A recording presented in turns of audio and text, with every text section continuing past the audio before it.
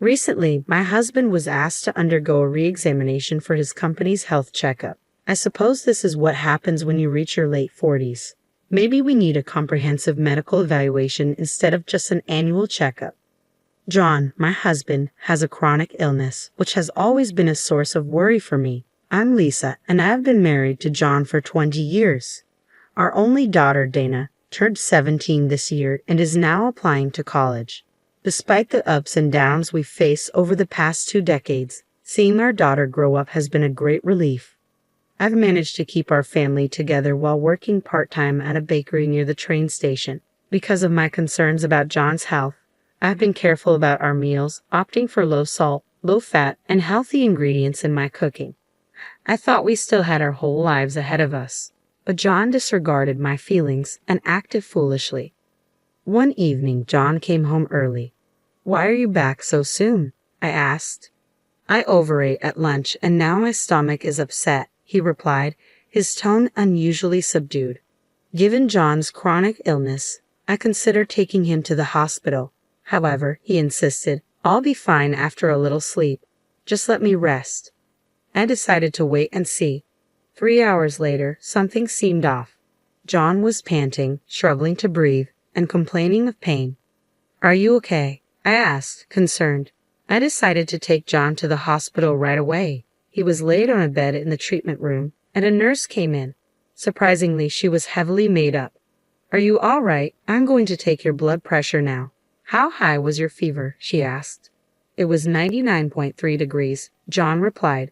99.3, got it. The doctor will be here shortly." As she checked John's pulse, she asked, "Does it hurt anywhere?" Her eyes sparkled as she spoke, giving off an impression more akin to a cosplay performer than a nurse. Feeling uneasy, I was relieved when the primary physician arrived promptly. John was admitted for further testing, and soon, the doctor informed us of the results. Apparently, John was on the verge of developing a stomach ulcer and was sternly warned against overeating or excessive drinking. Just as I had feared, his body was crying out in distress.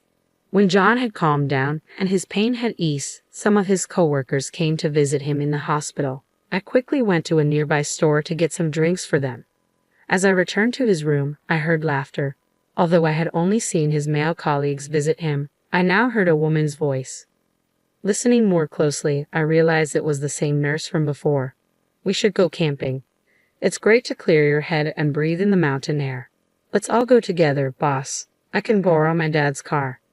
I heard that camping empty-handed is a trend now, another coworker chimed in. "That's right, it's called glamping," the nurse replied.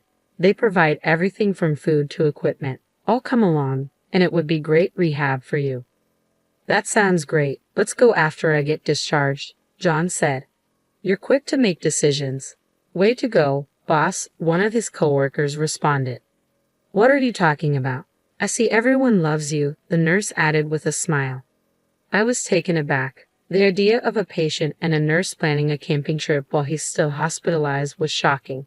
My husband was clearly in the wrong, but I couldn't fathom what the nurse was thinking. Despite being strictly warned against binge eating and drinking, he was ready to go camping. Unbelievable. Pretending not to hear, I entered the room and handed drinks to his colleagues. A few days later, John was discharged. He had fallen in love with the young nurse during his stay. I had suspected as much, so I wasn't surprised. "You leave this house," I told him firmly. "With my pleasure, but don't call me even if anything happens later," John retorted. I gladly granted his wish for a divorce. Taking Dana with me, I left the house, but Dana seemed upset. "What's this all about? Telling us to leave without any notice? What is that grown man even thinking?" "Well, he's always been like this, but I do feel somewhat relieved." "No way. I'm not forgiving him. He used you like a housemaid, cheated on you, and now wants a divorce. We can't let this slide. Let's get back at him." "It's okay. There's no need for that. He'll see his own hell very soon," I reassured her. "Huh? Mom, have you already planned something?" Dana asked. "Not exactly," I replied. "I don't think of him as my father anymore, and I'll never see him again. He really gives me the creeps. What's with that man? Pisses me off," Dana continued angrily. "I'm sorry it has to come to this. But you know, Dana, the only thing I'm grateful to your father for is you. I'm so glad that you came into my life, I said softly. Mom, you don't need to be grateful for that. He's the absolute worst, and he deserves to go to hell. I despise him so much, Dana declared vehemently. Half a month after the divorce, I received a phone call just as I arrived at my bakery for work. It was Anna, the nurse my ex-husband had cheated on me with. She wanted to meet after work, claiming she had something important to discuss. Reluctantly, I agreed to meet her. When I arrived at the cafe where we had arranged to meet, Anna was there in a flashy outfit. Hey, don't play games with me today. Do you know why I had to come and meet you? Anna began sharply. Well, you haven't said anything yet, so I'm not sure, I replied cautiously. Stop acting dumb. You left after the divorce, but why are you selling the house now? You can't do this. Take down the sale immediately, Anna demanded. I think there's been a misunderstanding. I was the one who bought that house. Oh, did John not tell you anything? I responded calmly. Huh? What do you mean? Anna asked, clearly taken aback. Oh yeah, he never shares anything that'll make him look bad, I explained.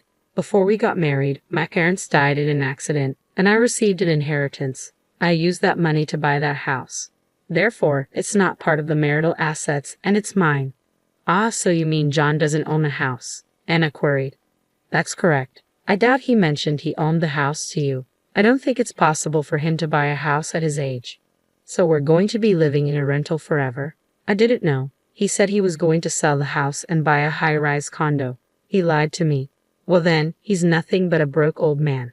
I sympathize with you, but you're married, aren't you? And you even have a child. I'm going to hold you accountable for this. I have filed a claim for damages. I believe your husband will be filing for damages soon as well, Anna declared firmly. Huh? My husband knows about this? I asked, stunned. Of course he does. Cheaters always get exposed in the end. He mentioned claiming child support and damages to hold you accountable, Anna replied matter-of-factly. What? What do I do now? I exclaimed, feeling overwhelmed. Anna's plan seemed to have backfired, leaving her deeply bewildered and uncertain. Although I didn't reveal this earlier, following my lawyer's advice, I sent a certified letter to my husband's company detailing his affair. The company adhered to a philosophy that valued family stability, believing a man who couldn't protect his own family couldn't safeguard their business either. Those with peaceful family lives were prioritized for promotion. If they learned his affair led to a divorce, it would derail his promotion prospects. He had worked tirelessly to build a stellar reputation, so this revelation would be a devastating setback, potentially ruining everything he had strived for. What's more, the director of the hospital where Anna works happens to be Anna's father-in-law, a prominent figure in the medical community known for his intolerance of dishonesty. Given his principles, it seems inevitable that her divorce will proceed. Apparently, Anna had always been determined to marry a doctor, which is why she pursued a career as a nurse. Once she achieved her goal, her focus shifted solely to her own happiness, leading to her affair. She had married a doctor and fulfilled her dream, only to destroy it all through infidelity. It's baffling why she chose to jeopardize everything she had worked so hard for. I had become aware of Anna and my husband's affair during the time he was hospitalized. The day he was admitted, I unexpectedly met Tina, an old friend, in the hospital hallway. It was a pleasant surprise seeing her there, and after so long, we caught up over dinner. During our conversation, Tina disclosed Anna's scandalous affairs, which left me shocked. However, I initially dismissed any concern about her involvement with my husband, considering his age of 47. I couldn't fathom him having an affair at this stage in life. Yet 2 days later, Tina dropped the bombshell that their relationship had already begun. Tina's revelations prepared me for the worst. So when my husband eventually asked me to leave, I felt that the time had come. I agreed to the divorce without hesitation, thanks to Tina's insights. The only thing that could secure from a man with no assets, no cash, nothing was alimony. Determined to start afresh, I sold my house for more than expected and could afford a new condo. I felt rejuvenated and content with my new life alongside Dana. Then Anna called. I'm in trouble. Please help me. I can't stand not having everything I want. That's why I pursued John, but I never planned to leave my husband. I finally landed my coveted doctor. So what? I fail to see how that justifies an affair. You know how tempting things can get sometimes, right? My husband was always studying to become a doctor, so he didn't know how to have fun and was boring. When I met John, who knew how to enjoy himself and was dependable. I couldn't resist having a little fun with him. I'm sorry, but I need you to talk to my husband. If it's money you want, I'll pay you whatever you need. Huh? Why would I talk to your husband? I asked, puzzled. Please tell my husband that there's nothing between John and me. Let him know that John was the one who flirted with me and I did nothing wrong. I'll pretend I was just troubled by it all. Please help me out. Can you do something for me? What on earth are you talking about?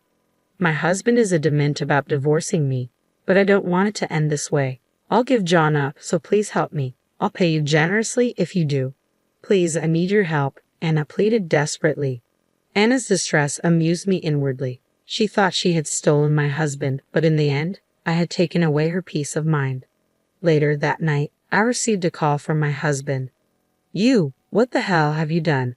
Selling the house and demanding compensation. You've gone too far. Didn't Anna tell you? My husband asked abruptly. What?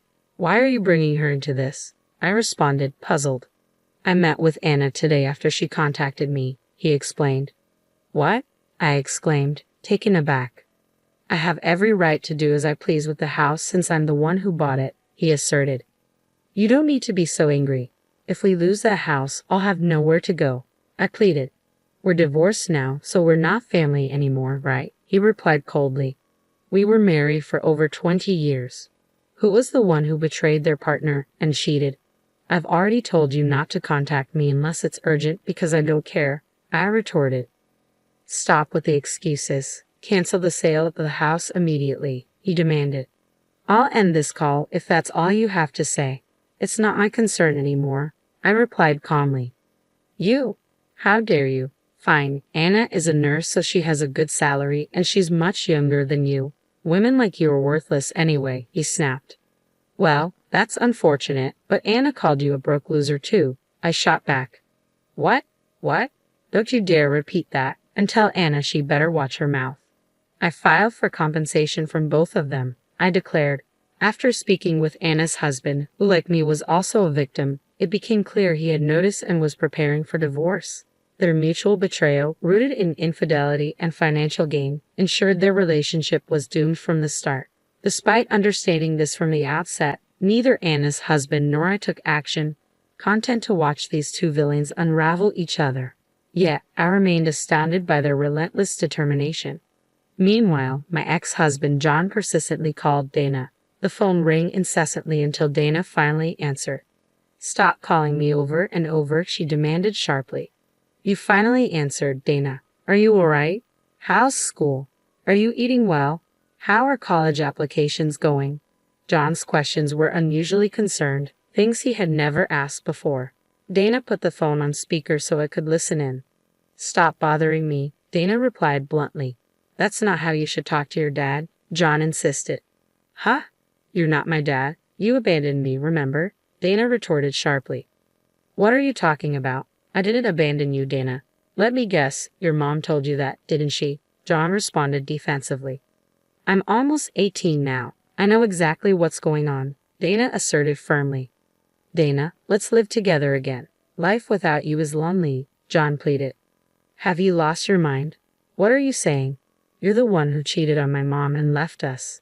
I'm not calling someone like you my dad. I'll never forgive you. We're not family anymore, so stop calling, Dana replied with anger in her voice. Dana, are you going to abandon your dad? John questioned desperately. How many times do I have to tell you? You're the one who abandoned us. Don't call me just because you're mistress, don't you? You've always been like this. It was so hard to watch Mom suffer. You're so self-centered. All you care about is yourself and nothing else. I'm so fed up with you, Dana retorted, her frustration palpable. Please don't say that. I need your help. I'm all alone now. If you forgive me, your mom will too. Your mom should just come back. Her pride is keeping her away. She can't live without me. Dana, please help your mom come back. Please, John pleaded desperately. Dana, stop it. Mom has finally started to smile again. She's happy now that she's free from you. Don't twist things around. I'm blocking you, Dana replied firmly. Dana, wait, Dana. Dana was so furious her face turned beet red. She defended me with all her strength. I could feel my daughter's maturity. It was clear Dana had grown into a young adult. Once Dana starts college and begins her career, my life as a single woman will begin. It might get lonely at times, but I believe I'll find happiness. I am confident that my decision was the right one. Later, Dana was accepted into her first choice college, and we both shed tears of joy. I was simply thrilled to see Dana's hard work pay off. Naturally, we didn't inform John about any of this. Rumors circulated that John resigned from his job voluntarily.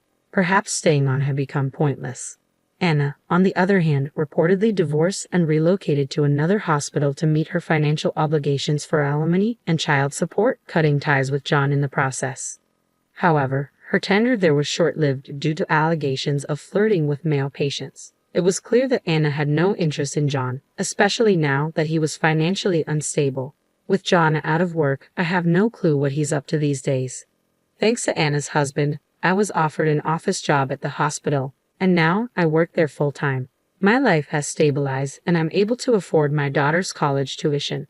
Soon, Dana will start her own family. I sincerely pray that Dana finds a loving and sincere man to marry.